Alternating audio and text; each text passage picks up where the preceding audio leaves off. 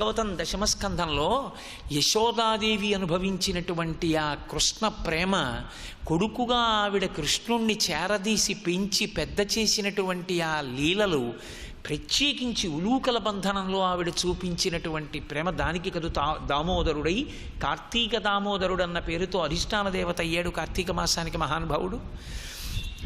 అంతటి పరమాత్మతో ఆవిడకున్న అనుబంధం అనన్య సామాన్యం, వర్ణించలేని. నిజంగా భాగవతం వింటున్న పరీక్షిత్ ఒక స్థితిలో ఆయనకి ఎక్కడలేని బాధ వచ్చేసింది. వచ్చి ఆయన అన్నారు, ఏమయ్యా, జగదీశ్వరులకు చన్నిచ్చు తల్లిగా ఏమి నోమునో చెయ్యి యశోద, పుత్రుడంచు అతని పోషించు తండ్రిగా నందుడేమి చేసే నందితాత్మ. అతను జగదీశ్వరుడా కృష్ణుడు, ఆయనకి నేను పాలిస్తానని లోకాల్ని పాలించేటటువంటి వాడిని ఒళ్ళో పడుకోబెట్టుకుని ఈవిడ స్తన్యం ఇచ్చి పాలిచ్చిందా? ఇంత భాగ్యం ఏ నోములు నోస్తే పట్టిందయా యశోదకి? లోకాలకన్నిటికీ కర్మాకర్మ ఫలప్రదాతయ్యి ఇలా వేలు పెట్టి చూపించగలిగిన పరమాత్మ నందుడు ఇంటికి వస్తుంటే భయం భయంగా నాన్నగారు వస్తున్నారని ఇలా స్తంభం చాటున దాక్కోవడమా? నాన్నగారు కర్ర చేత్తో పట్టుకుని వచ్చి చెప్పులు ఇప్పితే గబగబా చెప్పులు తీసి పక్కన పెట్టి నాన్నగారి చేతిలో కర్ర అందుకోవడమా? ఎరా అన్నం తిన్నావా అని నందుడు అడగడమా? తిన్నాను నాన్నగారండి అని చేయి కట్టుకుని చెప్పడమా? లోకాల్ని పాలించేటటువంటి వాడికి పాలకుడు అయ్యాడా తండ్రి? లోకాలకి ఆహారం పెట్టేటటువంటి స్వామికి స్తన్యంలో పాలిచ్చింది యశోద. వీళ్ళిద్దరికీ ఎలా పట్టిందయ్యా ఈ భాగ్యం? నాకు ముందని చెప్పు శుకమహర్షి అని అడిగాడు పరీక్షిత్. అంటే యశోదాదేవికి కృష్ణ పరమాత్మకి తల్లి కొడుకులుగా ఏర్పడిపోయినటువంటి అనుబంధం ఎంత గొప్పదో మీరు ఆలోచించవచ్చు. అటువంటి యశోద కృష్ణావతారంలో ఒక్క కళ్యాణాన్ని కూడా చూడలేదు. అన్ని కళ్యాణాలు అయిపోయిన తర్వాత ఆవిడ కృష్ణ పరమాత్మని ఒక కోరిక కోరింది. ఎందుకంటే ఆయన మధురా నగరానికి వెళ్ళిపోయాడు అక్రూరుడు వచ్చిన తర్వాత కళ్యాణాలు జరిగాయి. ఆవిడంది, నిన్ను కష్టపడి పెంచాను, పెద్ద చేశాను, తల్లి అన్న పేరు పొందాను. కృష్ణుడి తల్లి అనేటప్పటికీ దేవకీదేవి కన్నా యశోదే గుర్తొస్తుంది. కానీ మనస్సీదతి మే కృష్ణ తవ కళ్యాణ వీక్షణే దర్శయస్వ రమానాథ జగదానందకారక. లోకానికంతటికీ ఆనందాన్నిచ్చేటటువంటి ఓ కుమారా, ఇన్ని కళ్యాణాలు చేసుకున్నావు, కానీ నేను ఒక్క కళ్యాణం చూడలేదు. నాకు నీ కళ్యాణం ఒక్కటి చూడాలని, నీ తల్లిగా పెద్దరికం వహించి నీ పక్కన నిలబడాలని, నా కొడుకు అని ప్రేమతో చూసుకోవాలని నాకు కోరిక ఉంది. నా ఈ కోరిక తీర్చవా అని అడిగింది. తల్లికి ఎంత సంతోషంగా ఉంటుంది. తల్లికి జీవితంలో తండ్రికి కూడా ఆనందం ఎప్పుడు అంటే, ఒక కొడుకు వృద్ధిలోకి వచ్చి ఏ తల్లి కన్నా కొడుకమ్మా ఇతను అని అడిగారనుకోండి, ఆ తల్లి తాను పొందిన ప్రసవ వేదనని మర్చిపోతుంది. అందుకే అమ్మతనం పొందేటటువంటి ఆనందం పోతన గారు అద్భుతంగా చెప్తారు. చేతులారంగ శివుని పూజింపడేని, నోరు నొవ్వంగ హరికీర్తి నుడువడేని, దయయు సత్యంబులునుగా తలపడేని, కలుగనీటికి తల్లుల కడుపు చేటు అంటారు. కాబట్టి అమ్మ ప్రేమే. యశోద చాలా న్యాయమైన కోరిక అడిగింది. కృష్ణ, నీ కళ్యాణాన్ని చూడాలని ఉందయ్యా నాకు. అప్పటికి అయిపోయాయి కళ్యాణాలన్నీ. కాబట్టి కృష్ణ పరమాత్మ కేవలం యశోదాదేవి యొక్క కోర్కెని దృష్టిలో పెట్టుకుని ఆ రోజున వరం ఇచ్చారు. అమ్మా, శ్రీశైలే పూరయిష్యామి కించిత్ కాలాదనంతరం. శ్రీశైలంలో కొంతకాలం అయిపోయిన తర్వాత నీ కోరిక తీరుస్తానమ్మా అన్నారు. ఏనాడు? ద్వాపర యుగంలో యశోదాదేవికి ఇచ్చిన మాట. ఆ మాటలో ఆనాడు ద్వాపర యుగంలో దేవకీదేవి తల్లిగా ఉంది, యశోదాదేవి తల్లిగా ఉంది. ఇంత కష్టపడి పెంచినటువంటి యశోదాదేవిని కూడా ఇద్దరు తల్లులలో ఒకటిగా నిలబెట్టి కళ్యాణం చేసుకోవడానికి పరమేశ్వరుడు ఇష్టపడలేదు. అమ్మ అన్న మాటకి ఎంత పెద్ద పీట వేశాడో చూడండి పరమేశ్వరుడు కూడా. ఒక్కసారి అమ్మ ప్రేమ అన్నదాన్ని చవి చూసినందుకు కృష్ణ భగవానుడంతటి మహానుభావుడు అంత కట్టుబడిపోయాడు అమ్మ మాటకి. అమ్మ, తప్పకుండా రాబో కాలంలో నా కళ్యాణం ఒకటి జరుగుతుంది. ఆ కళ్యాణం లోకంలో చాలా విశేషమైనటువంటి ప్రాముఖ్యాన్ని పొందుతుంది. ఆ కళ్యాణానికి నా వైపు నుంచి పెద్దరికం నీ ఒక్కదానవి, ఇంకొకరు ఉండరు నా పక్కన పెద్దరికం వహించడానికి. నువ్వే పెళ్ళికి సంధానకర్తగా ఉంటావు, నువ్వే నా పెళ్ళి దగ్గరుండి చేయిస్తావు, నా పెళ్ళికి పెద్దరికంగా నువ్వే ఉంటావమ్మా అన్నారు. అందుకే గత జన్మలో తనకి తల్లి అయినటువంటి యశోదని వకుళమాలికగా జన్మించడానికి అనుగ్రహించారు. నిజంగా ఇప్పటికీ నాకు వెంకటాచలం వెడితే వెంకటేశ్వర స్వామి వారి దర్శనం చేసుకోవడంలో ఎంత అనురక్తో, వకుళమాత దర్శనం చేసుకోవడంలో కూడా నాకు అంతే అనురక్తి. భాగవతం చదివి భాగవత ప్రవచనం చేయగలిగిన అదృష్టాన్ని పొందినటువంటి వ్యక్తిగా నాకు వెంకటేశ్వర దర్శనం అయిపోయిన తర్వాత వకుళమాత దర్శనానికి వెళ్ళి పక్క నుంచి ఆవిడ దర్శనం చేస్తూ నిలబడితే కోటేరు లాంటి సూది ముక్కు ఆ తల్లి ఓ పట్టుచీర కట్టుకుని వెంకటేశ్వర స్వామి వారి వంటశాలలోకి చూస్తూ కూర్చున్న ఆ వకుళమాలిక, మనం వకుళమాలిక అనం, వకుళమాత అంటాం మనం. ఆ వకుళమాతని చూస్తున్నప్పుడు ఎంత ఆనందంగా ఉంటుందో. మీరు ఒకటి గమనించండి, వెంకటేశ్వరావతారము చెప్పకనే కొన్ని చెప్తూ ఉంటుంది. నేను మీతో ఈ విషయాన్ని ముందే మనవి చేశాను. ఒకనాడు యశోదగా ఉన్న తల్లిని ఈనాడు వకుళమాతగా జన్మించడానికి ఆయన అనుగ్రహించారు. ఆమె ముందు ఆదివరాహస్వామి వారికి పరిచారికగా ఉంది. ఇప్పటికీ వెంకటాచల క్షేత్రం అని మనం అంటాం, కానీ దానికి వైదికంగా ఉన్నటువంటి పేరు వరాహక్షేత్రమే. అందుకే శ్రీనివాస గద్య మీరు చదివితే వరాహక్షేత్రే అని ఉంటుంది. అసలు ఆ క్షేత్రం వరాహక్షేత్రము అని పిలవబడిన కారణం చేతనే నిలబడగలిగింది. ఎందుచేత అంటే కొండ కింద నుంచి వెళ్ళిపోతున్నటువంటి విగ్రహారాధనను అంగీకరించలేనటువంటి అన్యమైన విశ్వాసముల యందున్నవారు ఈ కొండ మీదకి ఇంతమంది గోవిందా గోవిందా అంటూ వెడుతున్నారు, ఈ పైన ఏ క్షేత్రం ఉంది, ఏ స్వామిని ఆరాధన చేస్తూ ఉంటారని అడిగినప్పుడు పైన ఉన్నది వరాహక్షేత్రము అని చెప్తే, వరాహం అంటే పంది, చిచి చిచి చిచి చిచి పందికి పూజ అని ఆ కొండ మీదకి వెళ్ళడం మానేశారు కాబట్టి ఆ క్షేత్రం నిలబడింది కలియుగం. కాబట్టి వరాహక్షేత్రే అని పేరు దానికి, ఆ క్షేత్రానికి. అంత గొప్ప క్షేత్రమైనటువంటి వరాహక్షేత్రమునందున్నటువంటి వెంకటేశ్వరుడు, ఆ స్వామి తల్లి వకుళమాతగా యశోదాదేవియే జన్మించినప్పుడు స్వీకరించిన ఘట్టం ఆదివరాహస్వామిని వెంకటేశ్వర స్వామి వారు కలుసుకున్నప్పుడు జరిగింది. ఆమె ముందే ఆదివరాహస్వామి వారి దగ్గర పాచకిగా ఉండేది, వంట చేసి పెడుతూ ఉండేది. వెంకటేశ్వర స్వామి వారు ఆదివరాహస్వామి వారు కలుసుకున్నప్పుడు ఆదివరాహస్వామి వెంకటేశ్వరుడికి వకుళమాతని తల్లిగా పాచకిగా అనుగ్రహించి పంపించారు. అప్పుడు ఆయనతో కలిసి వచ్చేసింది ఆవిడ. ఇప్పటికీ మీరు చూడండి, వెంకటాచల క్షేత్రంలో ఆవిడ ఎక్కడ ఉంటుంది అంటే, తల్లి ఉండవలసింది కొడుకు దగ్గర. కొడుకు దగ్గర తల్లి ఉండాలి, కొడుకు దగ్గర తండ్రి ఉండాలి. తల్లిదండ్రులు ఇద్దరూ ఉండవలసినటువంటి స్థానం వృద్ధాప్యంలో కాదు, ఎప్పుడైనా కొడుకు దగ్గరే. అందుకే తండ్రి పొందేటటువంటి అద్భుతమైన ఐశ్వర్యములలో ఒకటి ఏది అని అడిగితే, తండ్రి కొడుకు కలిపి ఒకే చూరు కింద ఉండడం, కొడుకు కలిసి సంతోషంగా జీవించగలగడం.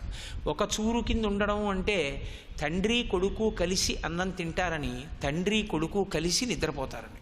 కలిసి నిద్రపోవడం అంటే ఒక చూరు కింద. అంతకన్నా ఐశ్వర్యం తండ్రికి వేరొకటి లేదు అని శాస్త్రవాక్కు. పరమేశ్వరుడంతటి వాడు పద్మావతీదేవి తిరుపతిలో తిరుచానూరులో దేవాలయంలో ఉంటుందేమో కానీ వెంకటాచలంలో ఏకబేరమూర్తిగా వెంకటేశ్వరుడున్న కారణం చేత వకుళమాత మాత్రం ఎన్నడూ కూడా వెంకటేశ్వర స్వామి వారి దేవాలయ సరిహద్దులను దాటి వేరొక ప్రాంతంలో ఉండదు. అమ్మ మాత్రం ఎప్పుడూ కొడుకు దగ్గరే. కాదు, నా మాట తప్పు. అమ్మ కొడుకు దగ్గర కాదు, కొడుకు అమ్మ దగ్గర. జీవితంలో అన్నిటికన్నా మహదైశ్వర్యం ఏది అంటే అమ్మ చేతి అన్నం తినడమే. నేను మా అమ్మగారిని నా దగ్గర ఉంచుకున్నానండి అని చెప్పిన కొడుకు తుచ్చుడు. అమ్మ చేతి అన్నం ఇప్పటికీ తింటున్నానండి అన్నవాడు సంస్కారవంతుడు. వాడి అదృష్టం ఏమి అంటే వాడి అన్నేళ్ళు వచ్చినా అమ్మ చేతి అన్నం తినగలుగుతున్నాడు. అమ్మ కన్నా పరదేవత లోకంలో లేదు. అందుకే ఉపనిషత్ కూడా మాతృదేవో భవ అని అమ్మకే మొదటి నమస్కారం చెప్పింది. కాశీయాత్ర ఎందుకురా నీకని అడిగింది. అమ్మకి ప్రదక్షిణం చేస్తే చాలు. కాశీయాత్రాశితేనచ 100 మాటలు కాశీయాత్ర చేస్తే ఎంత ఫలితమో అమ్మకి ప్రదక్షిణం చేసిన వాడి ఖాతాలో అంత గొప్ప ఫలితం వేస్తారు. అమ్మ బ్రతికున్న కొడుకంత అదృష్టవంతుడు లేడు, అమ్మని కోల్పోయిన కొడుకంత దురదృష్టవంతుడు లేడు. కాబట్టి అమ్మ దగ్గర వెంకటేశ్వరుడు ఉంటాడు, వెంకటేశ్వరుడి దగ్గర అమ్మ ఉండదు.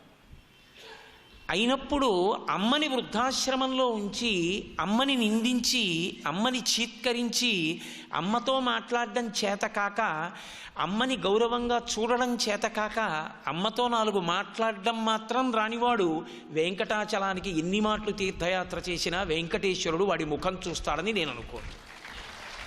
ఎందుచేత అంటే ఆయన చెప్పేది ఏది అంటే, నేనే అమ్మ ఇంట్లో ఉంటున్నాను. అమ్మ ఎక్కడుంటుంది? కొడుకు ఎంత పెద్ద అధికారి అయినా కావచ్చు, ఎంత పెద్ద విద్వాంసుడైనా కావచ్చు, ఎంత గొప్పగా జనాకర్షణ కలిగిన వాడైనా కావచ్చు, ఆయన కోసం సూర్యోదయం నుంచి సూర్యాస్తమయం వరకు ఎంతమంది దర్శనానికైనా వస్తూ ఉండొచ్చు. తన కొడుకు ఎంత గొప్పవాడవుతున్నాడో తల్లి అంత తాపత్రయపడేది దేనికి అంటే ఆ కొడుక్కి అన్నం పెట్టడానికి అంత తాపత్రయపడుతుంది. మీరు చూడండి, తల్లి పదవిలో రాజీనామా లేనిది దేనికి అంటే, అమ్మ నువ్వు పెద్దదానికి అయిపోయావు, ఏసీ గదిలో పడుకుంటుంది. అమ్మ నువ్వు పెద్దదానికి అయిపోయావు, నువ్వు ఇక చాదస్తానికి వెళ్ళడానికి వీలు లేదు, తెల్లవారకట్ట లేచి స్నానం చెయ్యొద్దు, నువ్వు తెల్లవారిన తర్వాత వేడి నీళ్లు స్నానం చెయ్యి, నేను చెప్తున్నాను కదా శాస్త్రం అంగీకరిస్తుంది, చేస్తుంది. అమ్మ నువ్వు పూర్వంలా ముతక చీర కట్టుకుంటానంటే నేను ఒప్పుకోను, ఇప్పుడేమి మనకి లోటు, ప్రతిరోజు నువ్వు 5,000 రూపాయల పట్టు చీర కట్టుకోవాలి, తప్పకుండా కట్టుకుంటాను రా, కట్టుకుంటుంది. అమ్మ నువ్వు నగలు దిగవేసుకుని తిరగాలి, ఇక నుంచి సంతోషంగా నగలు వేసుకో, ఇప్పుడు మనకేం లోటు, వేసుకుంటుంది. అమ్మ నువ్వు నాకు వంట చేసి పెట్టద్దు, వంటవాడు చేస్తాడు, వంటవాడిని పెడతాను, అమ్మ అంగీకరించదు. అది మాత్రం ఒక్కనాటికి వీల్లేదంటూ, నేను బతికున్నంతకాలం నేను వండి పెట్టుకోవాలి నీకంటూ. అమ్మకి మాత్రమే తెలుసు కొడుకు భోజనం దగ్గర కూర్చుని లేచిపోయిన సమయాన్ని బట్టి వాడు కడుపు నిండా తిన్నాడో లేడో అమ్మ చెప్పగలదు. ఆవిడ చలిగా ఉందని ముఖం మీద బట్ట వేసుకుని పడుకొని నిద్రపోతున్నా కంచం దగ్గర కూర్చుని కంచం దగ్గర నుంచి వాడు లేచిపోయిన వ్యవధిని బట్టి తలమించి బట్ట తీసి, ఏరా అంత తొందరగా లేచిపోయావు, ఇలా తింటే నీ ఆరోగ్యం ఏమైపోతుందిరా, నువ్వు అన్నం సరిగ్గా తినాలరా నాన్న అంటుంది. అమ్మ తాపత్రయపడేది దేనికి అంటే కొడుకు కడుపు నిండా తినాలని. ఎంత తాపత్రయం! 70 ఏళ్ళు రానివ్వండి, 73 ఏళ్ళు రానివ్వండి, హార్ట్ ఎన్లార్జ్ అయిపోనివ్వండి, ఆయాసం వస్తూ ఉండనివ్వండి, పట్టెడన్నం తాను తింటే ఇమడకపోనివ్వండి, అప్పుడు కూడా ఇంట్లో కందిగుండ చేస్తే రాత్రి కందిగుండతో పాటు వాడికి ఒక్క వంకాయ పచ్చిపులుసు చేసి పెట్టమ్మా, వాడు వంకాయ పచ్చిపులుసు కందిగుండ తింటాడంటుంది. ఏమి ప్రేమో తల్లిది! తల్లి పరవశించిపోయేది దేనికి అంటే కొడుకు కడుపు నిండా అన్నం పెట్టడానికి తప్ప అమ్మ కొడుకు నుంచి కోరుకునేది ఏదీ ఉండదు. అమ్మ అన్న మాటకి పర్యాయ పదం పెట్టడం వచ్చిన వ్యక్తి తప్ప పుచ్చుకోవడం చేతకానిది అన్నది ఎవరైనా ఉంటే అమ్మ ఒక్కతే. అటువంటి అమ్మకి ఏదో నేను చేసేశానని విర్రవీగిన వాడున్నాడే, ఆ అమ్మ అసంతృప్తిగా కన్ను మూసేటట్టు బతికిన కొడుకు బతకడం కన్నా 1000 మాటలు చావడం మంచిది. అంత దౌర్భాగ్యం అటువంటి కొడుకుని పొందడం.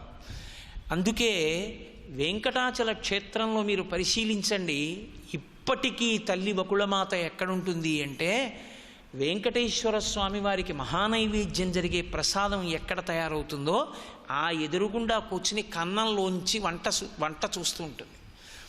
కొడుక్కి కావలసినట్టు వండుతున్నారో లేదో చూడడం తప్ప, ఇంతటి అఖిలాండ కోటి బ్రహ్మాండ నాయకుడు నా కొడుకు, అందుకని నేను ఆ పక్కనే ఓ కుర్చీ వేసుకుని వచ్చేపోయే వాళ్ళని పలకరిస్తూ ఉంటానని ఆవిడ ఎప్పుడూ కూర్చోదు. నాకైతే అనిపిస్తుంది వెంకటేశ్వర స్వామి వారి దగ్గరికి వెళ్ళిన వాళ్ళు పరాయి వాళ్ళు, లోపాయకారి వాళ్ళు కూడా పెడతారు.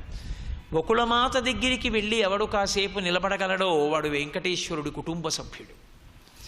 ఎందుచేత అంటే వాళ్ళ అమ్మగారి దగ్గరికి కూడా వెళ్ళి, వాళ్ళ అమ్మగారేమి మనందరికీ అమ్మగారే యశోద, అమ్మ వచ్చానమ్మా, కాకినాడ నుంచి ఆ కోటేశ్వరరావు వచ్చాడని ఒకసారి గుర్తు చెయ్యమ్మా అంటే, ఒరే కొత్తగా గుర్తు చేయడం ఏమిటి, వాడు 3 రోజుల నుంచి చెప్తున్నాడు తెలుసా, అమ్మ వాడు బయలుదేరుతున్నాడమ్మా, కాకినాడలో పెట్టే చదువుకుంటున్నాడు, వాడు శేషాద్రి ఎక్కుతున్నాడమ్మా, పొద్దున్న దిగాడమ్మా కొండ కింద, గుడికి వెళ్ళాడు, వస్తున్నాడు, సాయంకాలానికి వస్తున్నాడమ్మా, నీ దగ్గరికి వచ్చి మళ్ళీ అన్నీ చెప్తాడు, జాగ్రత్తగా చూశాడని నువ్వు చూస్తూ ఉండమని అంటాడు.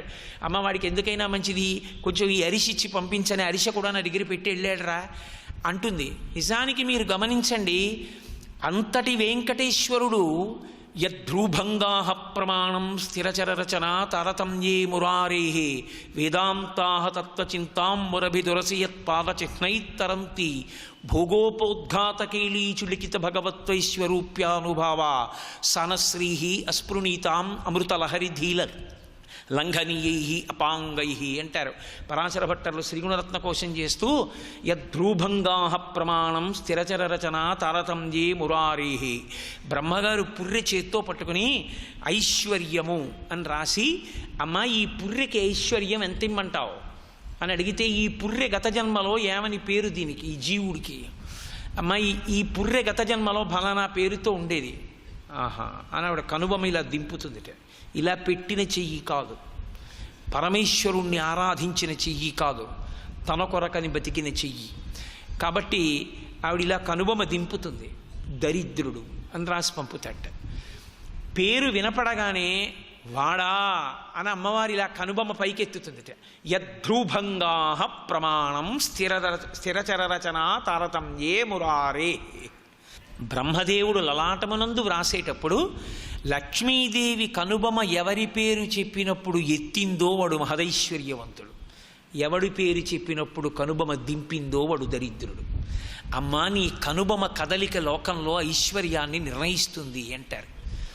అంతటి లక్ష్మి రాత్రి వెంకటేశ్వరుడంతటి వాడు వెళ్ళి, అమ్మా నీకు చెప్పాను కదా ఏకాంత సేవ ఆలస్యం అయిపోతోందని, నువ్వెందుకమ్మా లేచుంటావో, పడుకోవద్దా అని అమ్మ కాళ్ళు పడుతుంటే కోడలు వెళ్ళి పడుకుంటుందా?